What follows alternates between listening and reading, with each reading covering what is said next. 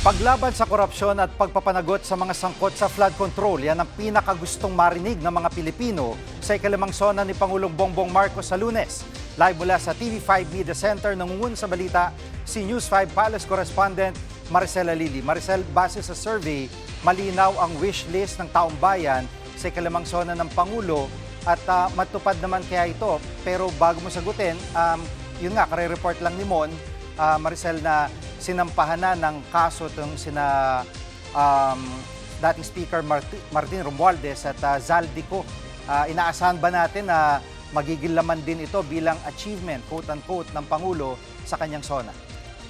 Alam mo, bago ko sagutin yan, Chigi, banggitin ko muna yung lumabas na Pulse Asia Survey na ginawa mula June 28 hanggang July 6 ng taong ito. Meron itong 2,400 respondents at tinanong itong mga respondents na to kung ano-ano bang mga paksa yung gusto nilang marinig sa ikalimang State of the Nation address ni Pangulong Bongbong Marcos. Medyo mahaba-haba yung listahan pero yung tatlong top issues na lamang yung ating babanggitin. Of course, nangunguna dyan sa may pinakamataas na porsyento na gusto nilang marinig ay yung pananagutan niya o yung issue ng korupsyon.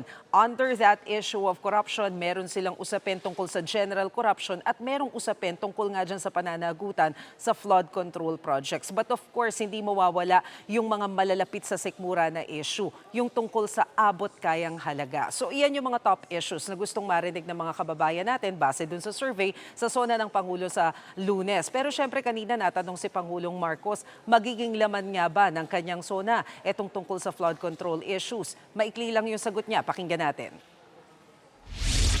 Abangan ang susunod na kabanata. Pero Jiggy, ipinaliwanag naman ni Pangulong Marcos na para sa kanya, ang State of the Nation address ay report sa mga taong bayan. Kaya ilalahad daw niya yung mga tugon ng pamahalaan, especially dun sa mga external issues, external forces na hindi naman inaasahan nakakaharapin ng administrasyon. Doon sa naunang paliwanag ni Palace Press Officer Claire Castro, sinabi niya na itong mga external forces na to kabilang na yung mga kalamidad like yung typhoon, yung lindol na naranasan doon sa iba't ubang lugar dito sa Pilipinas. And of course, isa doon sa pinaka-challenging na kinaharap nga ng administrasyon ay yung krisis sa langis na dulot ng gulong nangyari dyan sa Middle East. Narito yung sinabi ni PBBM. I will make sure that people know all of the things that we have done to navigate this very difficult period in our history where we are buffeted by all of these external forces, but nonetheless our response has been good, and we have had to make adjustments, but those adjustments have been effective and have served their purpose. Pero tiyempo rin ang makausap natin si Pangulong Marcos kanina sa Pampanga. Kasama niya si DPWH Secretary Vince Dizon. Kaya tinanong din natin, kamusta na ba yung ginagawang investigasyon sa flood control anomalies? Lalo't kaya siya inilaga dyan sa DPWH dahil isa yung kagawaran na yan sa pinakang involved dito sa sinasabing anomalya at isa sa ibinigay na mandato sa kanya ay investigahan kung ano nga ang nangyayari. Pero alam mo, ang tugon ni Secretary Dizon, medyo malayo-layo pa tayo pagdating sa investigasyon para masabing tuluyan nang nalinis ang kagawaran. Narito yung sinabi ni Secretary Dizon. It's a long way to go. You're talking about decades and decades of a systematic corruption of an agency. So it will take time, but I think there have been significant steps moving forward to ensure that these things don't happen again. And you will hear that from the President on Monday. At Maricel, mismong si Pangulong Marcos daw nagsulat ng kanyang sona, masasabi bang planchado na ang talumpati ng Pangulo? Well, kanina tinanong natin si Pangulong Marcos kung tapos na ba yung kanyang pagsusulat kasi siya nga daw mismo yung personal na naglalatag nitong kanyang talumpati sa Monday. Ang sabi ni PBBM, kadalasan kasi kahit na magsasalita na lang siya sa harap ng Kongreso tungkol sa kanyang sona, nababago niya pa kasi gusto niya talaga maayos yung latag ng kanyang talumpati. But for now, more than 90% na raw yung pagdating sa languages, dun sa structures, yung nagagawa niya. Pero ang nabanggit sa atin ni Yusek Claire Castro sa press briefing kahapon, mukhang magkakaroon pa ng rehearsal si Pangulong Marcos sa darating na linggo. Pakinggan natin yung sinabi ni Pangulong Marcos. Are you done writing the script? I'm never done. Until 1 hour before the zone, I'm still changing it. because of course we want it to be perfect. So, but well, on the whole, yes, on the whole, it's I would say the actual language is 90+% done. We're just fixing it up.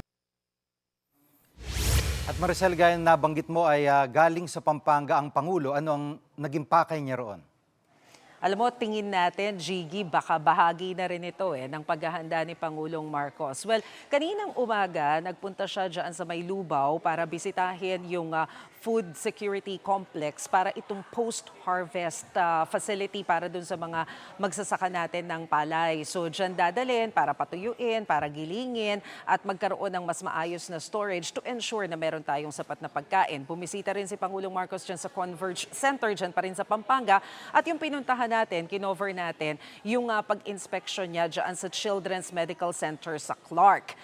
Phase 1 pa lamang ito, meron itong 120 bed capacity at target nito na matulungan yung mga bata na may sakit.